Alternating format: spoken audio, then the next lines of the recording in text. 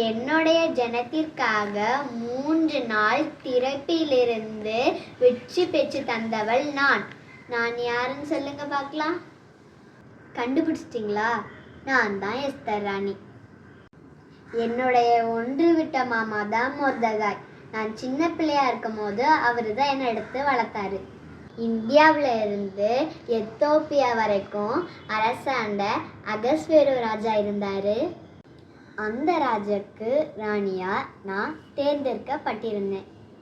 ராஜாவுடைய அரண்மனையில பிரதம மந்திரியாய் ஆமான் என்கிற மனுஷன் இருந்தாங்க. இந்த ஆமான் என்கிற மனுஷனுக்கு எங்க மாமா மொர்தகாயை பிடிக்கவே இல்லைங்க. எதற்கு பிடிக்கல அப்படின்னா, அரண்மனையில் உள்ள ஊழியர்களும் மக்களும் அவனை வணங்கினாங்க. ஆனா என் மாமா மொர்தகாயோ ஆமோனை வணங்கவும் இல்லை, நமஸ்கரிக்கவும் இல்லை. இதனால தான் என் மாமாவை ஆமோனுக்கு பிடிக்கவில்லை. என் மாமா மொர்தகாய் ஒரு யூதர் அப்படின்னு ஆமோனுக்கு தெரிஞ்சு போச்சு. என் மாமா மேலே உள்ள கோவத்தில் யூதர்கள் எல்லாரையும் கொல்லணும் அப்படின்னு ஆமோன் நினச்சான். இதனால ராஜா கிட்ட தந்திரமா பேசி கட்டளையும் வாங்கிட்டான். எபிரேயர் ஆதார் மாதம் 13ஆம் நாள் யூதர்களை கொல்லணும் அப்படின்னு ராஜாவும் கட்டளையிட்டாரு. யூதர்களை அழிக்காதபடிக்கு ராஜாயிடம் பேசும்படிக்கு என் மாமா மொர்தகாய் என்கிட்ட சொன்னாரு.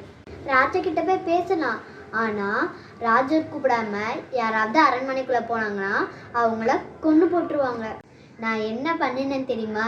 நானும் என் ஜனங்களும் 3 நாள் உபவாசித்து தேவனிடத்தில் திறப்பில் நின்றோம். அப்புறம் ராஜாவின் அரண்மனைக்கு போனேன். தேவன் ராஜாவின் கண்களில் எனக்கு தயவு கிடைக்க பண்ணினார். ராஜா என்ன பார்த்து உனக்கு என்ன வேணும் அப்படின்னு கேட்டாங்க. நான் ராஜாவிடத்தில் இன்னைக்கு ஒரு விருந்து வச்சிருக்கேன், நீங்க வரணும் அப்படின்னு சொன்னேன். என்னுடைய விருந்துக்கு ராஜா வந்தாங்க. விருந்துக்கு வந்த ராஜா கிட்ட ஆமோனுடைய சூழ்ச்சியை பத்தி நான் சொல்லிட்டேன். என் தேவனும் ராஜாவுக்கு அதை புரிய வைத்தார். அந்த ஆமோன் என் மாமா மொர்தகாய தூக்க மரத்துல போடணும்னு நினைச்சான். கடைசியில ராஜா அந்த ஆமோனை தூக்க மரத்துல போடும்படிக்கு கட்டளையிட்டார். யூதர்களை அழிக்கும்படிக்கு இருந்த அந்த கட்டளைக்கு என் தேவன் முற்றுப்புள்ளி வைத்தார். காரணம், நான் என் ஜனத்திற்காக திறப்பில் நின்றது. அப்போ நீங்க இப்போ உங்க தேசத்தின் எழுப்புதலுக்காகவும் உங்க மக்களின் பாதுகாப்புக்காகவும் திறப்பில் நிற்க போறீங்க.